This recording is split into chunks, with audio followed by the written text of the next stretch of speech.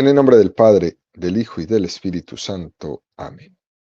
Ven, Espíritu Santo, y llena los corazones de tus fieles y enciende en ellos el fuego de tu amor. Envía tu Espíritu Creador y se renovará la faz de la tierra. Estamos estudiando el Catecismo de la Iglesia Católica, su tercera parte, la vida en Cristo. Segunda sesión, los 10 mandamientos, capítulo segundo. Amarás a tu prójimo como a ti mismo. Artículo cuarto, el cuarto mandamiento. Honra a tu padre y a tu madre, para que se prolonguen tus días sobre la tierra que el Señor tu Dios te va a dar. Continuamos subiendo el monte Sinaí de la mano de Moisés a recibir los 10 mandamientos. Son 2.285 metros que mide el monte Sinaí. El catecismo nos invita a recorrerlos de la mano de los 505 números que dedica al estudio de los 10 mandamientos. Es decir, subiremos 4 metros del monte Sinaí por cada número del catecismo que estudiemos. Hoy estamos en el metro 608 de altura. Estamos en el primer apartado de este artículo donde el catecismo dedica 6 números al tema que tiene como título La familia en el plan de Dios. Hoy vamos a profundizar en el número 2205 con el tema La familia cristiana.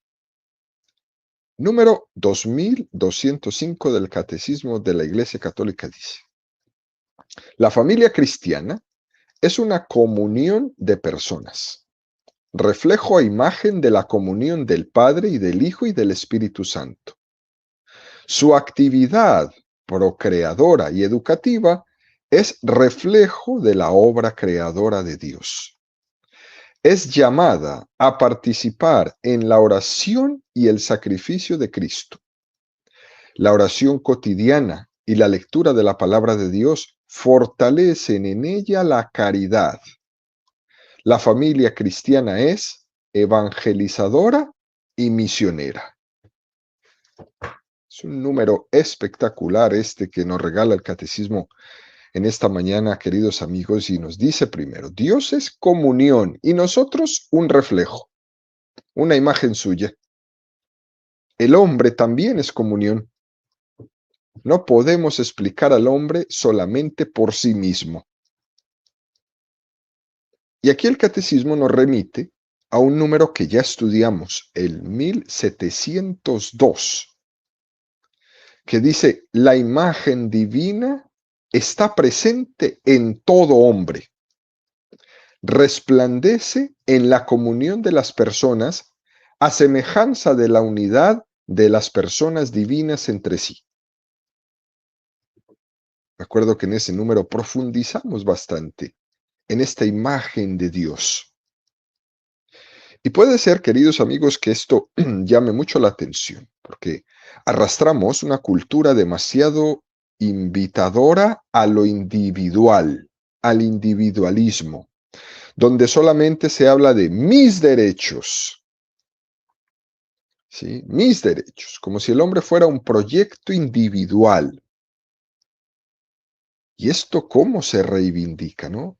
No permitas que nadie se meta en tu vida, no permitas que nadie te diga cómo hacerlo, no permitas que...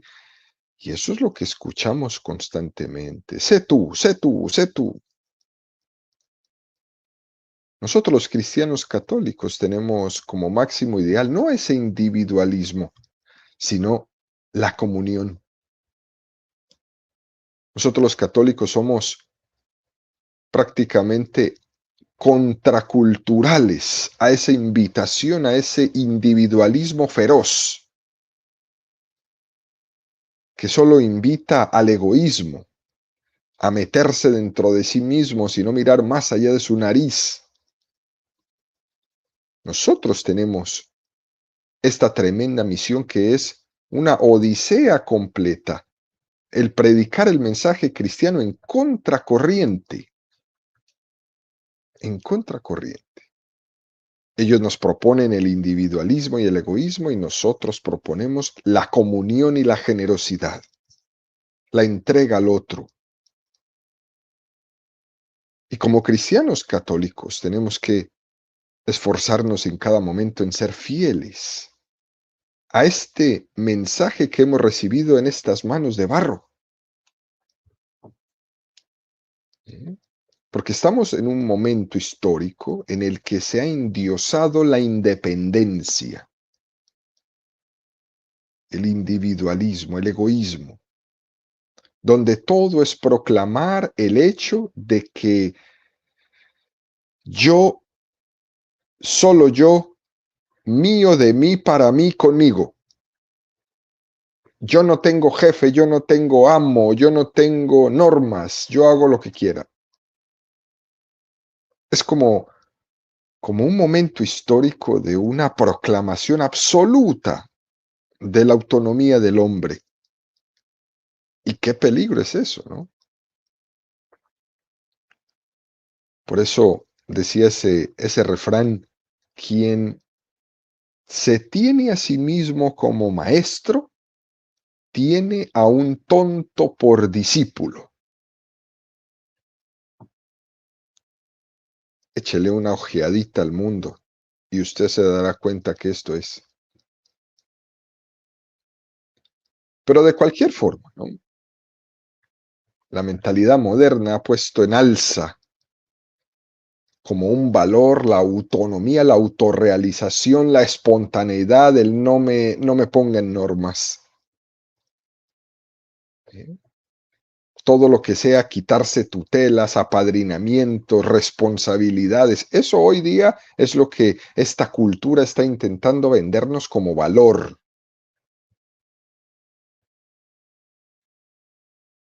Cuando nos dicen que lo máximo, que tu ideal es sé tú mismo, y ya, como si la educación anulara todas las potencias del ser humano.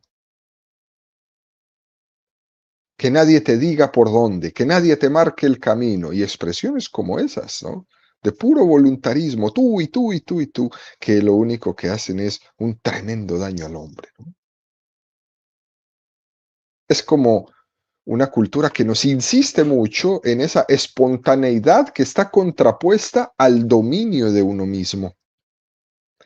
Esa rebeldía contrapuesta a la prudencia. Esa autoestima contrapuesta a la autocrítica. Esa irreflexión contrapuesta a la sinceridad.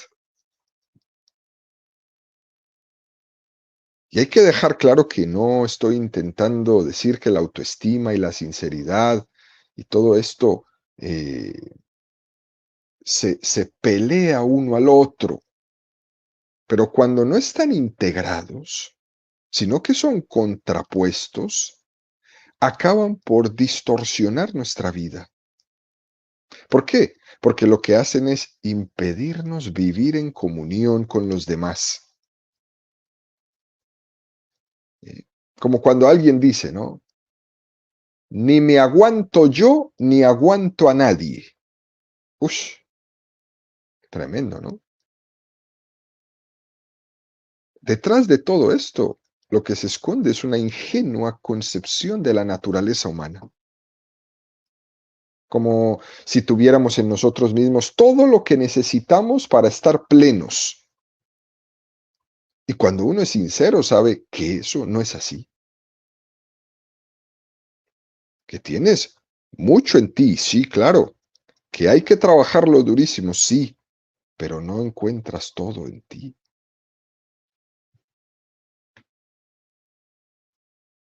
Mi plenitud no se encuentra solamente en desarrollar mis propias actitudes, mis propias cualidades, siendo yo maestro único de mí mismo, desarrollando mis talentos personales a lo máximo, a la máxima potencia, que hay que trabajarlos, claro está, que hay que estimularlos, claro está. Pero eso no es lo definitivo, no son los talentos personales, sino el entorno que le ayuda a desarrollarlos adecuadamente. Y a eso le añadimos que por la fe sabemos que la plenitud del ser humano no se alcanza sin Jesucristo. que hemos sido creados a imagen y semejanza de Dios, que llevamos su huella impresa en nuestro ser y que no podemos alcanzar nuestra plenitud porque estamos heridos por el pecado original y sin el auxilio de la gracia, sin el auxilio de la redención de Cristo, no lo logramos. Porque la creación está frustrada sin la redención de Jesucristo.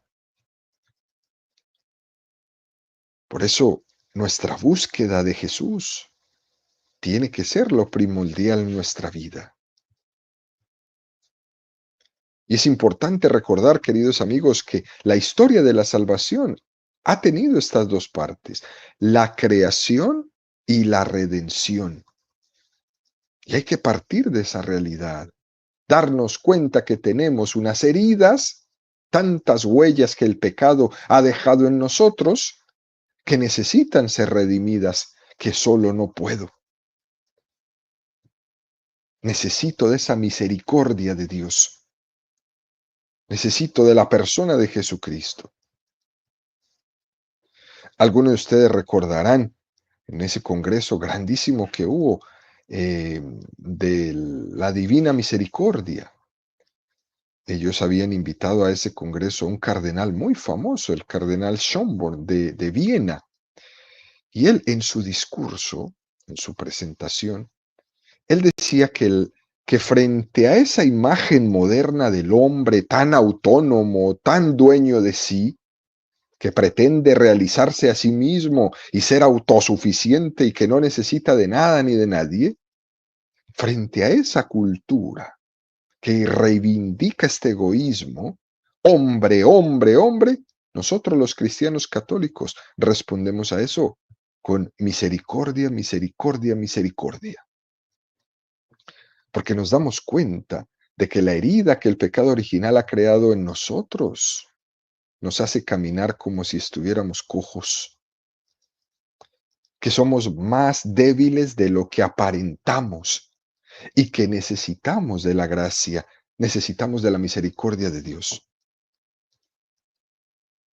Que puedo presentar la mejor máscara que te puedas comprar, pero sigues caminando cojo. Por eso imploramos de Dios misericordia. El hombre inmaduro se sigue poniendo la máscara, pretendiendo aparentar lo que no es. El hombre maduro es el que en la realidad se deja guiar por el Espíritu Santo, que le pide a Dios que no lo deje ser arrastrado por sus impulsos, por sus pasiones, por las ideologías, por las corrientes. Y le pide la guía al Espíritu Santo para no ser trapeado, ¿no? Es muy interesante ver cuando las personas dicen, a mí nadie me dirige, yo me dirijo solo. Hay que ponerle casi un semáforo en rojo, ¿no? Y decirle, cuidado. Porque eso que te estás diciendo, lo único que nos hace entender es que solo te dirigen, pero tus pasiones, tu egoísmo, te dirige tu soberbia. No digas que a ti nadie te dirige. Si no te dirige el bien, te dirige el mal, pero alguien te dirige. En consecuencia, este es el punto de partida que nos pone el catecismo en este número 2205 tan hermoso. La familia cristiana es una comunión de personas y es el reflejo y la imagen de la comunión del Padre, del Hijo y del Espíritu Santo. El hombre es comunión en el seno de la familia.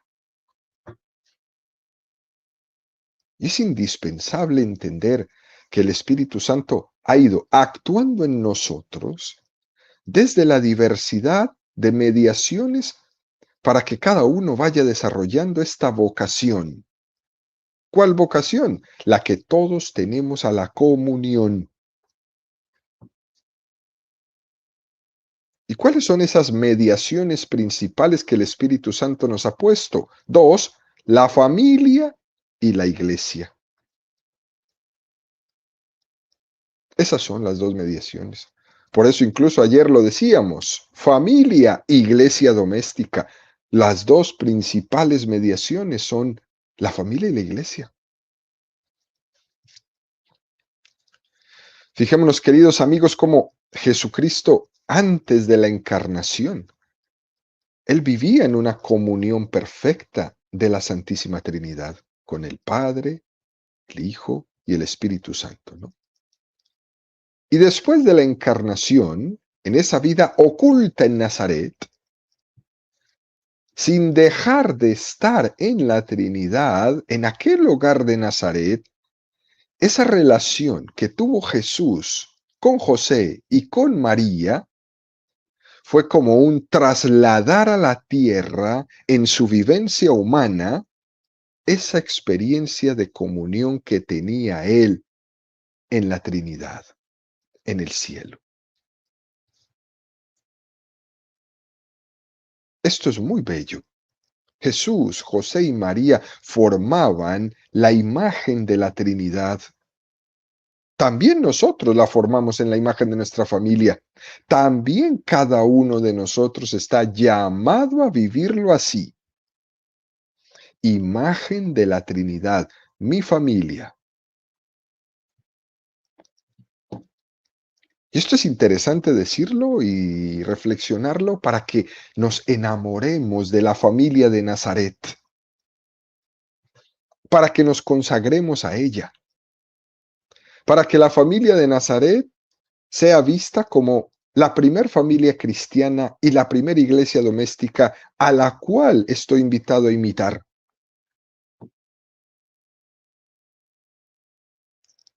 Casi, casi como poner un letrero fuera de nuestra puerta ahí en la casa. Esta es familia de Nazaret. Luego dice este número 2205, su actividad procreadora y educativa es reflejo de la obra creadora de Dios. Bellísimo.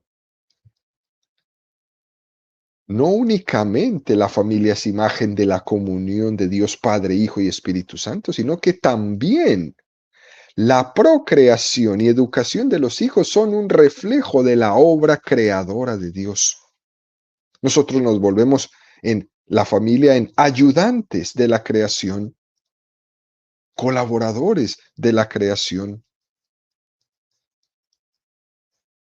Dios, en la sobreabundancia de su amor, no se ha quedado solamente con un hacia adentro, sino que por esa sobreabundancia vino la creación.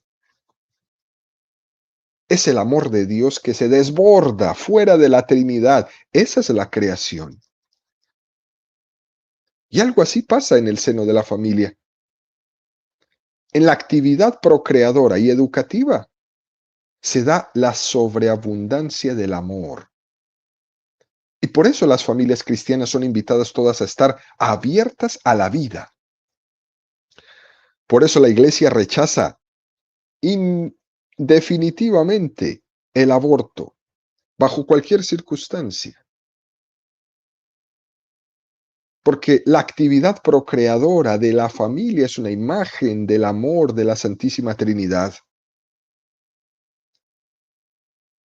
Y aquí tenemos que estar muy atentos, queridos amigos, porque estamos explicando la familia cristiana comparándola desde el misterio,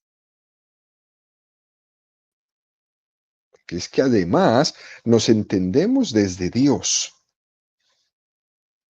Y experimentamos hoy en día en esta especie de pelea, en esta especie de pugna con las reivindicaciones machistas y feministas que salen por todas partes, que nos hacen entender que tenemos que estar el hombre puesto enfrente de la mujer peleando todo el tiempo. Y la mujer puesta frente del hombre peleando todo el tiempo, reivindicando un no sé qué. Pero cuando el hombre es capaz de entenderse como reflejo e imagen de Dios, no tiene que pelearse ni enfrentarse con nadie. En vez de que la pregunta de ¿quién es más importante, el esposo o la esposa?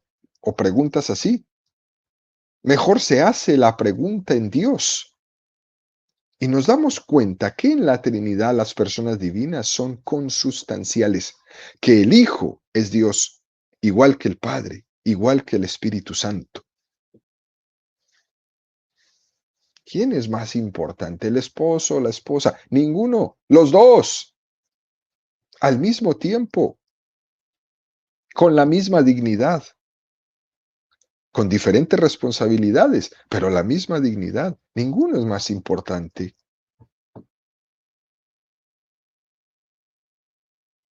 Por tanto, queridos amigos, cuando vemos la Santísima Trinidad y vemos nuestra familia, tenemos una invitación a combatir desde la fe, desde la experiencia de Dios, todas estas ideologías extrañas a la fe católica que nos quieren desinformar, deseducar, que no quieren enseñar que la familia es imagen de la Trinidad, que están incluso en contra de la familia y a favor de la destrucción de la familia, de que no se le dé a la familia la dignidad que se merece.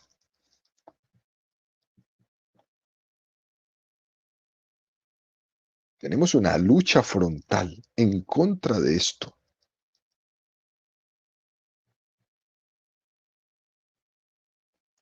La familia es como las huellas dactilares de Dios entre nosotros.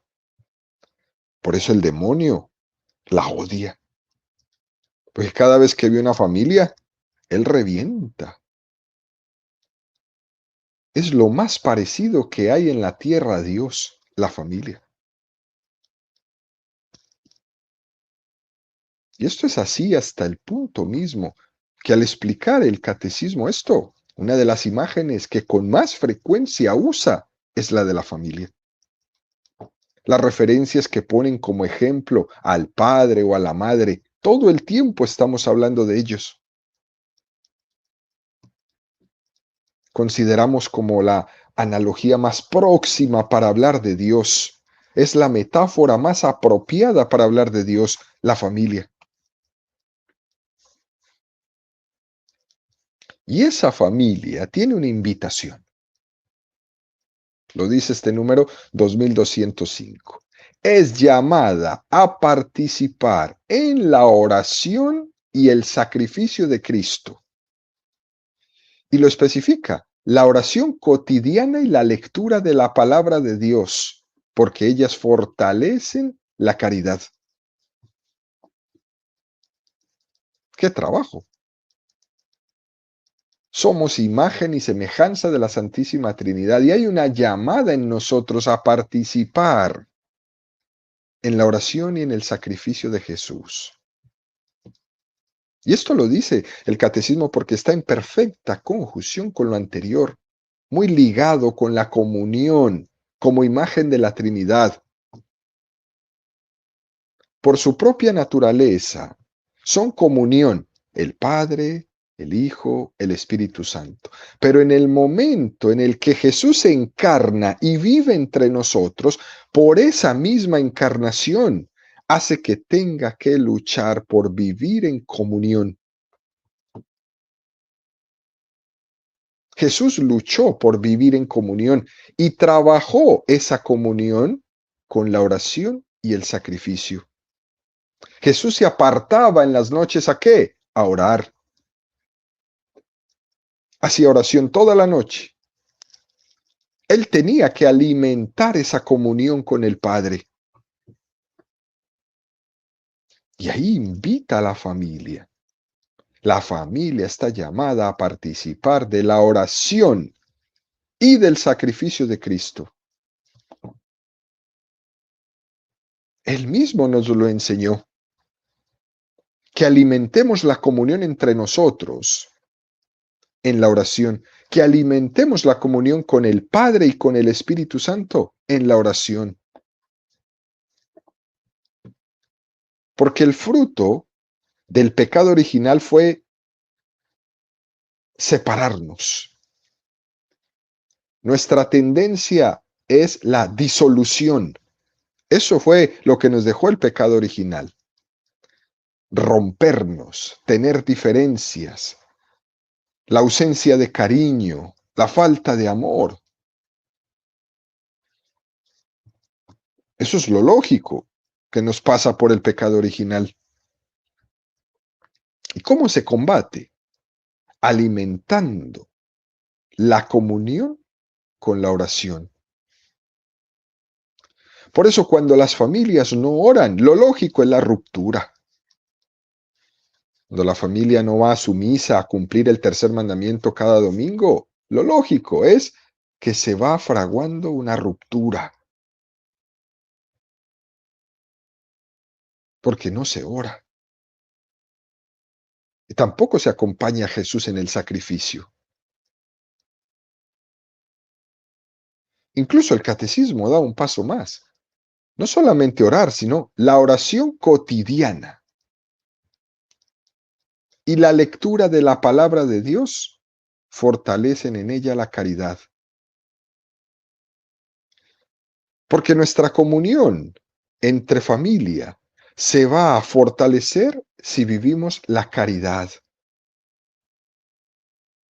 Y esa caridad que vivimos solo se fortalece con la oración y la lectura de la palabra de Dios, con el estudio de la Sagrada Escritura. Qué bonita esta invitación. Hacer familias en oración en torno a la palabra de Dios. Es un gran ideal.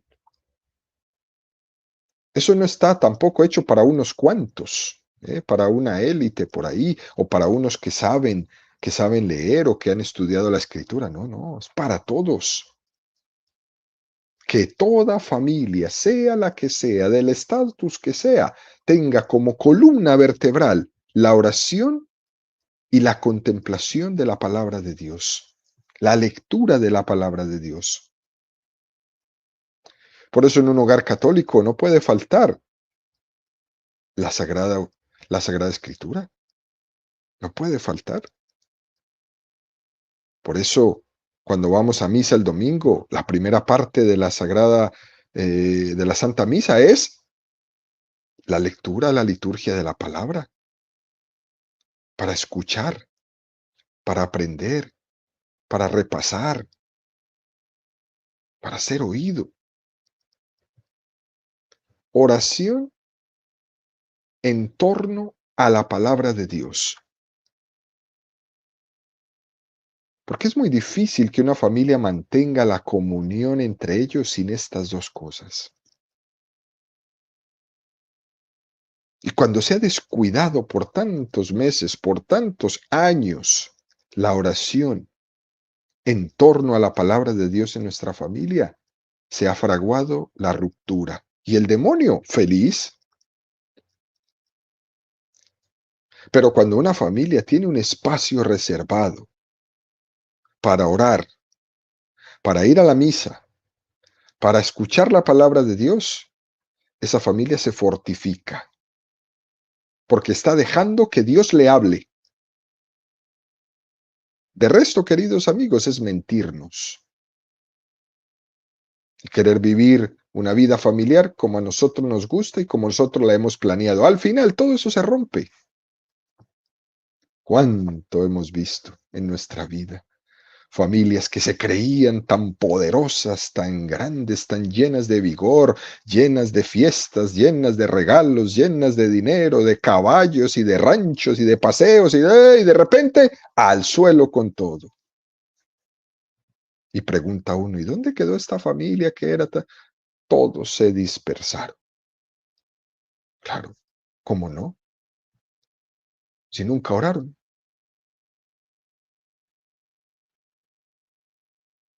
Tantas veces nos preguntamos, ¿no? ¿Cómo puedo saber lo que Dios quiere de mí? Nuestros hijos nos lo preguntan, ¿qué es lo que Dios quiere de mí? Y la respuesta, queridos amigos, es más sencilla de lo que parece. Vamos a recurrir a la Sagrada Escritura y nos vamos a abrir a la voz de Dios. Vamos a dejar que Dios nos hable en todo tiempo y en todo lugar. porque Él se dirige a mí, pero yo tengo que leer la Sagrada Escritura para dejar que Dios se dirija a mí. Por eso es tan interesante, importantísimo, ir a la Santa Misa en la actitud de escucha, porque ahí Dios me va a hablar. Ahí Dios le va a hablar a tu hijo de 15 años que está ahorita pensando en qué es lo que va a hacer, o al del 17 que el próximo año quiere ir a la universidad, pero todavía no sabe qué quiere en su vida. Hay que abrirles el espacio para que sea Dios el que les diga, el que les indique el camino. Y eso va a suceder en la oración y en la apertura a la Sagrada Escritura, a la palabra de Dios. Muchas veces no sabemos pedir lo que nos conviene y el Espíritu Santo viene en nuestra ayuda a interceder para que le pidamos a Dios lo que nos conviene. Que de no ser así, lo que ocurre es que la comunión de la familia está hecha en base solo de lo carnal, de lo material. Si no tengo una familia en oración y abierta a la palabra de Dios, todo es banal, todo es carnal, todo es material. Y eso se acaba. Porque cuando solamente vivo una familia desde la carnalidad, desde la materialidad, lo único que yo me esfuerzo es que no sufran, que no les falte nada, pero no tienen más. En el fondo es como una comunión familiar basada en el no desear el mal o que nos pase nada mal, pero falta amor, porque no estamos basados en el amor que comienza en agradecer el amor de Dios primero. Entonces nos volvemos una familia que tiene todos los recursos, pues para sobrevivir, pero no más. Y se frustra el plan. Una vida familiar basada solo en lo carnal, en lo material, es una comunión muy floja, que se rompe con nada. Por eso vemos familias rotas completamente cuando viene una crisis económica, ¡puf!, se rompe todo, porque su comunión estaba basado en algo muy flojo. Pero cuando hay oración en el medio y cuando hay apertura a la palabra de Dios, eso no lo rompe ni la crisis más fuerte. Eso no lo rompe la crisis económica, no lo rompe cuando muere un ser querido muy cercano, incluido un hijo, no se rompe, porque tiene una base fuerte, oración y apertura a la palabra de Dios. Por tanto, queridos amigos, en la palabra de Dios vamos a encontrar la respuesta a esa pregunta: ¿qué quiere Dios para mis hijos? ¿Qué quiere Dios para mi esposo? ¿Qué quiere Dios para mi esposa? Él siempre querrá lo mejor, así como yo quiero lo mejor. No solamente que no les pase nada malo, sino que quiero que cada uno de ellos encuentre su camino de santidad para que el proyecto de Dios se realice en ellos. Con una petición de estas, se fortalece una familia católica cristiana que trasciende la carne y la sangre, que trasciende lo material simplemente.